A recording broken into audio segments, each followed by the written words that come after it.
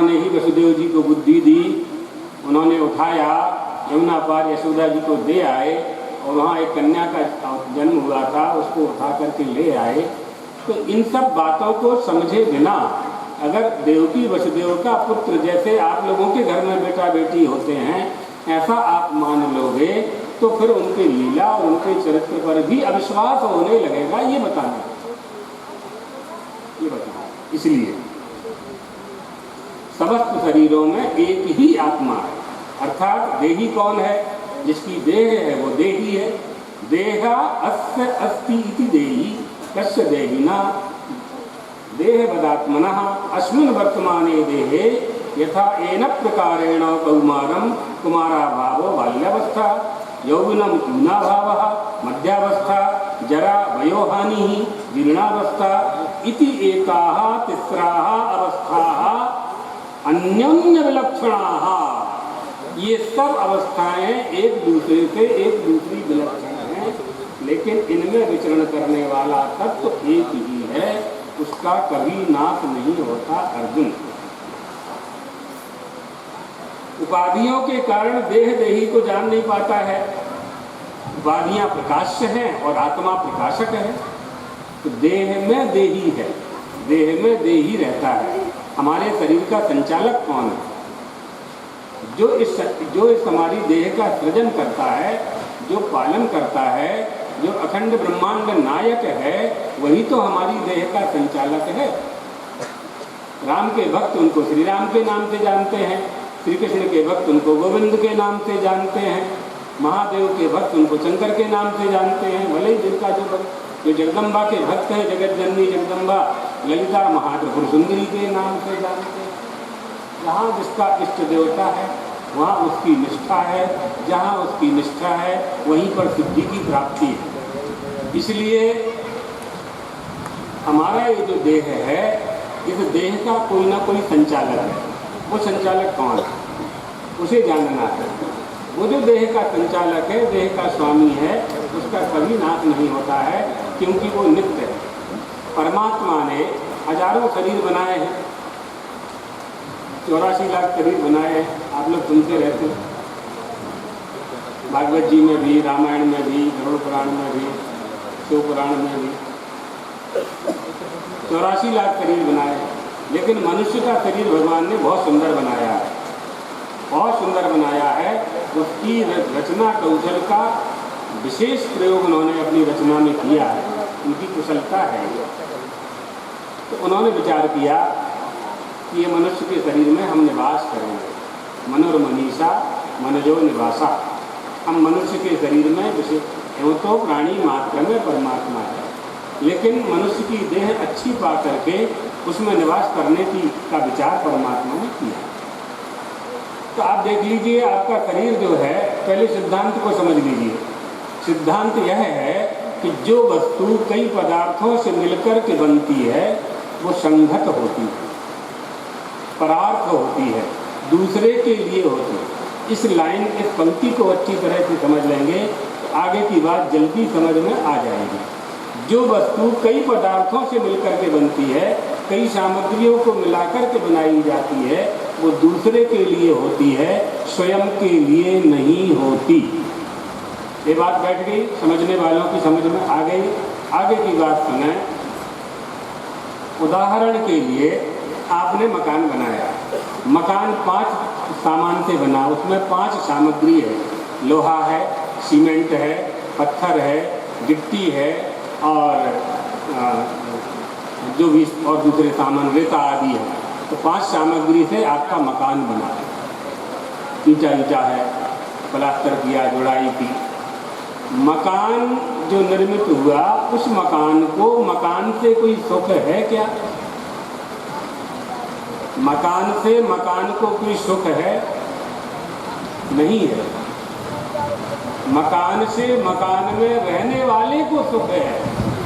मकान का जो स्वामी है, मकान का जो मालिक है, जिसने मकान बनवाया है, जो मकान में भवन में निवास कर रहा है, उस भवन के स्वामी को भवन से सुख है।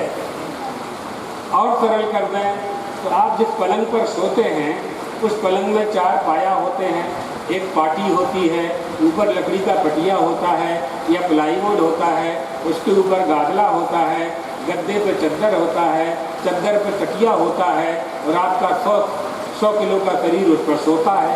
तो उस गद्दे पर सोने वाले को सुख है कि गद्दे को सुख है? पलंग को सुख है कि पलंग पर सोने वाले को सुख है? तो पलंग कहना होगा कि पलंग पर सोने वाले को पलंग से सुख प्राप्त होता है। इसी तरह से जैसे आपने अपने रहने के लिए मकान बनाया, जिस तरह से आपने अपने सोने के लिए पलंग बनाया, इसी तरह से परमात्मा ने अपने निवास के लिए खास करके मनुष्य का शरीर बनाया। मनुष्य के शरीर में मैं निवास करूंगा। क्यों? मनुष्य के शरीर में श्रेष्ठता क्या है? ब्रह्मावलोकधषणम मुदमाप देवा। इस मनुष्य के शरीर में जो बुद्धि है, उस बुद्धि में ब्रह्म साक्षात्कार करने की क्षमता है। इसलिए मैं मनुष्य के शरीर में निवास करूंगा। अब मनुष्य का शरीर भगवान के लिए है, तो ये उदाहरण कैसे घटित होगा? एक तो ये उदाहरण सर्वांत नहीं होता, आंशिक होता। फिर भी ये सर्वांत घटेगा, क्योंकि मनुष्य का शरीर भी 5 तत्वों से बना है। कल हमने आपको बताया था, इसकी अष्टधा प्रकृति है और 5 तत्व हैं। भगवान वाली से स्वयं कह रहे हैं, पृथ्वी, जल, तेज, आकाश, वायु से अन्न का निर्माण हुआ। क्षिति जल पावक गगन समीरा। पंच रचित यह अधम शरीरा। इन 5 से मिलकर के ये शरीर का निर्माण हुआ, अर्थात ये प्रकृति है। इन 5 से कैसे निर्माण हुआ? किसान जब खेत में बोवनी करता है तो क्षिति यानी पृथ्वी, मिट्टी चाहिए, धरती चाहिए गेहूं के लिए, चना के लिए।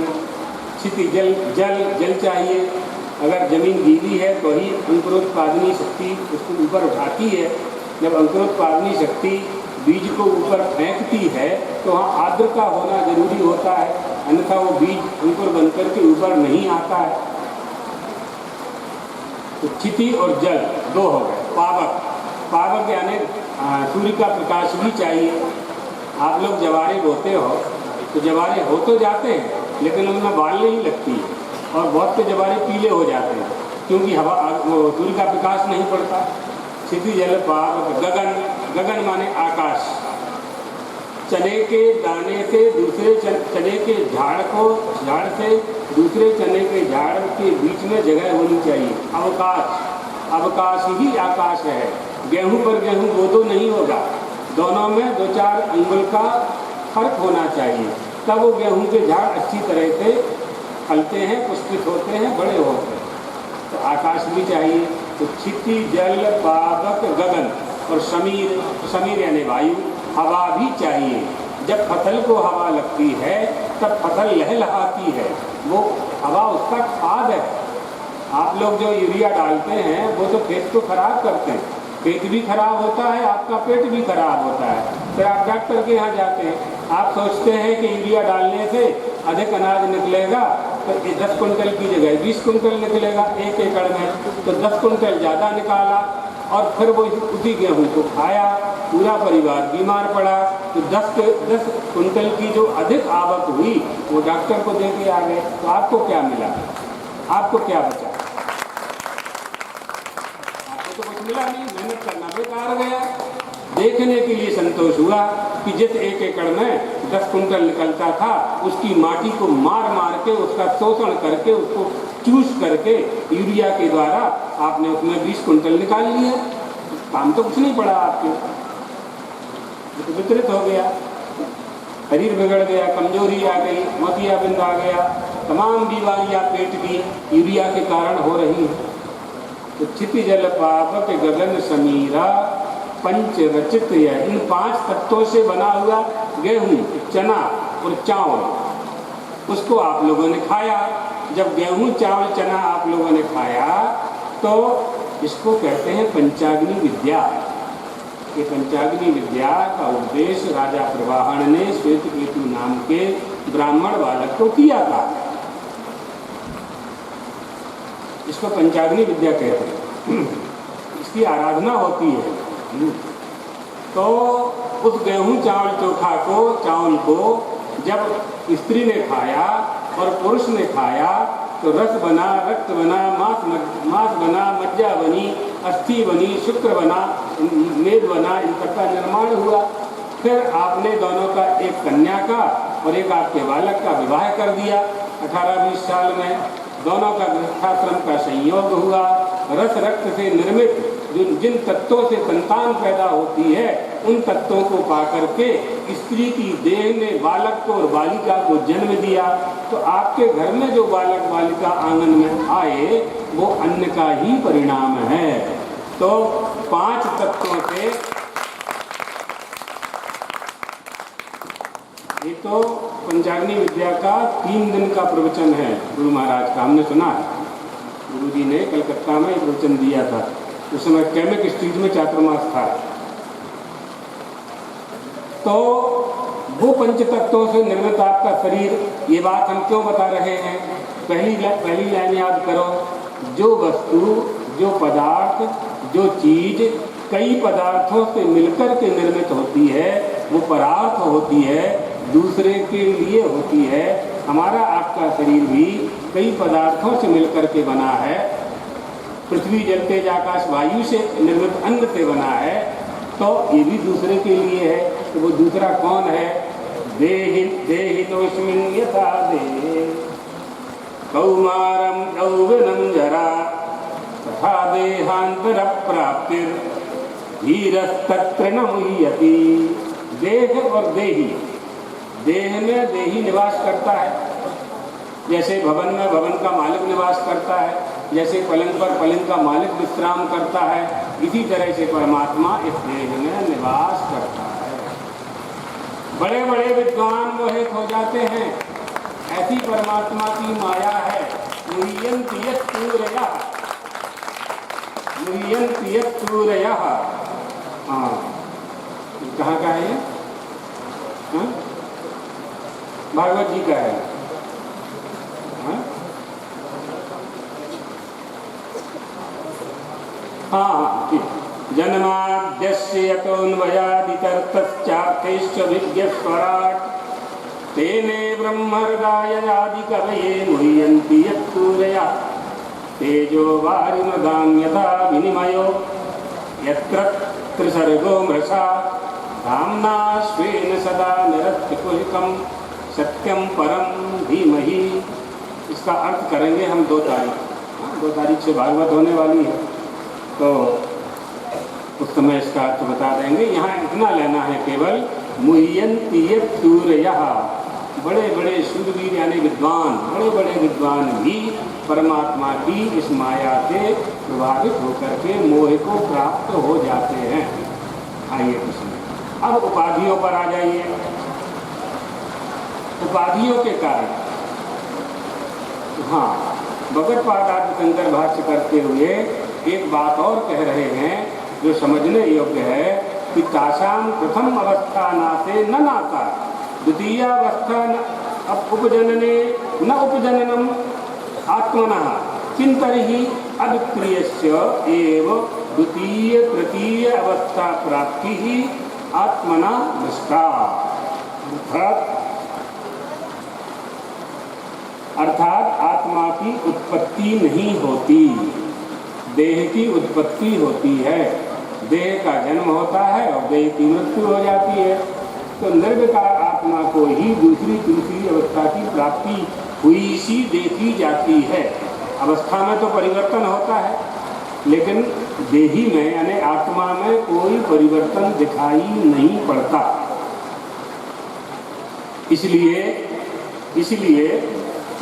ये जो देही है वो आत्मा नित्य है और उसका कभी नाश नहीं होता। यद्यपि आत्मा नित्य है ऐसा जानने वाले ज्ञानी को आत्म विनाश निमित्तक मोह होना संभव नहीं है। अगर आत्मा नित्य है तो ज्ञानी को तो ये संदेह होना नहीं चाहिए कि आत्मा तो मरता नहीं है कभी, तो उसको संदेह भी नहीं होना चाहिए। तथा शीत उष्ण सुख और दुख की प्राप्ति यह लौकिक मोह और सुख वियोग जनक दुख संयोग जनक शोक भी होता हुआ सा दिखाई पड़ता है। ठीक है, अर्जुन ने ये प्रश्न कर दिया कि जब आत्मा नित्य शुद्ध है तो फिर ज्ञानियों को भी हमने यानी समाज ने मोहग्रस्त कभी कभी देखा है। तो भगवान उत्तर देते हैं, कहते हैं हाँ तुम्हारी आशंका सही है, तुम्हारी आशंका सही है। हींग का डब्बा देखा होगा आप लोगों ने, हींग खरीदते हो बाजार से, तो हींग के डब्बे में से सारी हींग आप निकाल दो, निकाल करके अलग कर दो, तो डब्बे का ढक्कन लगा करके रख दो। 1 साल बाद भी सूंघोगे तब भी हींग की बात आएगी। कभी कभी ऐसा हो जाता है, कभी कभी ऐसा हो जाता है कि ज्ञानियों को भी मोहग्रस्त कुछ क्षण के लिए देखा जाता है। वो उनका नित्य स्वरूप नहीं है, वो उनका नित्य स्वरूप नहीं है, वो तो इस सबसे ऊपर उठ जाते हैं, सबसे ऊपर उठ जाते हैं। प्रतीक्षवाः कारुणिकाः सुहृदाः सर्वदेहिनां अजातशत्रवः शान्ताः साधवः साधुभूषणाः। ये साधु के लक्षण, संत के लक्षण है, उसमें मोह नहीं होता है। कभी कभी क्षण मात्र के लिए, कुछ समय के लिए परिस्थिति जन्य ऐसा हो जाता है, जैसे हींग के डब्बा में सुगंध थोड़ी सी बनी हुई रह जाती है। पूर्व जन्म के संस्कार, पूर्व जन्म के कोई हेतु उद्बुद्ध होते हैं, कुछ देर के लिए वो संस्कार उद्बुद्ध होते हैं, आते हैं और फिर चले जाते हैं। ऐसा मोहग्रस्त दिखाई पड़ते हैं, वो मोह उनका है नहीं, स्थायी नहीं है। उसका भगवान उत्तर दूसरे ढंग से दे रहे हैं। भगवान कह रहे हैं अर्जुन, तुमने ये जो आशंका की है कि यद्यपि आत्मा नित्य है, ऐसे जानने वाले ज्ञानियों को भी मोहग्रस्त कभी कभी देखा जाता है। यद्यपि आत्मा विनाश निमित्तः मोहः न संभवति नित्यः आत्मा इति विजानताः तथापि फिर भी। तो भगवान कहते अर्जुन सुनो, मात्रा स्पर्शास्तु कौन्तेय शीतोष्ण सुख दुःखदाः आगमापायनो नित्यं शान्तितिक्षस्य भारत। हे कुंती पुत्र, सर्दी गर्मी उष्णता ठंड सुख और दुख देने वाले इंद्रिय और इंद्रियों के विषय के संयोग उत्पत्ति विनाशशील और अनित्य है। इसलिए हे भारत, इनको सहन करना चाहिए। ये उत्पत्ति वाले हैं, जिसकी उत्पत्ति होगी उसका नाश होगा, ये बिल्कुल तय बात है। मात्रा किसे कहते हैं? मात्रा माने शब्दादि विषयों को जिनके द्वारा जाना जाता है।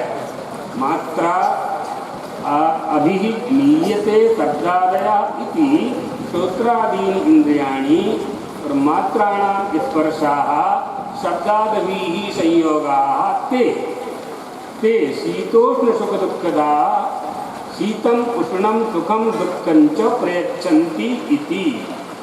अर्थात इनसे इंद्रियों का ज्ञान और मान होता है।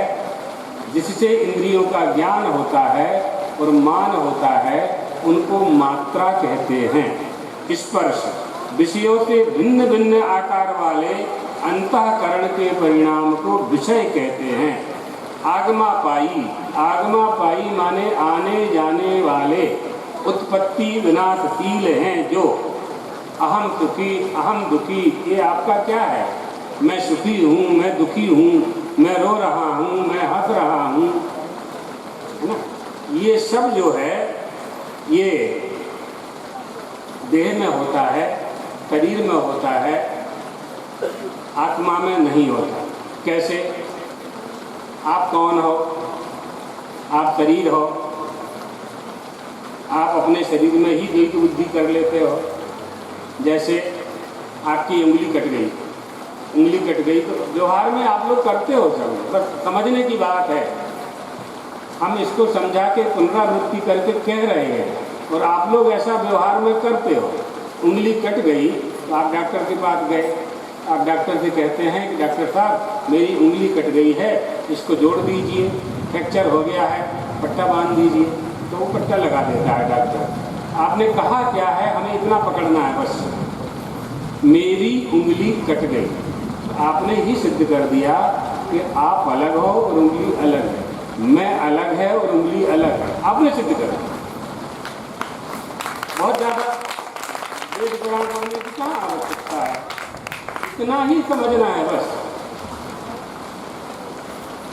इतना ही समझना। इसी तरह से ये शरीर, ये देह, ये ज्ञानेंद्रियां, ये कर्मेंद्रियां, ये आत्मा नहीं है, आत्मा इनका साक्षी है, आत्मा इनका साक्षी है। ये तो प्रकाश है, इनका कोई प्रकाशक है। विषय करण सुर जीव समेता, सकल एक ते एक सचेता, सब कर परम प्रकाशक जोई, राम अनादि अवधपति सोई। सबका जो प्रकाशक है वो परमात्मा श्री राम है, परमात्मा श्री कृष्ण है, जगदम्बा माता है, भगवती राज राजेश्वरी त्रिपुर सुंदरी, वो सबकी प्रकाशिका है। उनको प्रकाशित करने वाला कोई नहीं है। सूर्य को जुगनू प्रकाशित नहीं करता है, सूर्य को दीपक प्रकाशित नहीं करता है। सूर्य के प्रकाश से हम सारे संसार का दर्शन करते हैं। हमारे नेत्रों को देखने की शक्ति देने वाला प्रकाश है और उसका नाम सूर्य है। अध्यात्म, अधिदैव और अधिभूत। इसलिए एतत् सर्वम, ये कुछ मन के धर्म हैं, कुछ देह के धर्म हैं, कुछ इंद्रियों के धर्म हैं, है ना। मन का धर्म क्या है? काम, संकल्प, विचिकित्सा,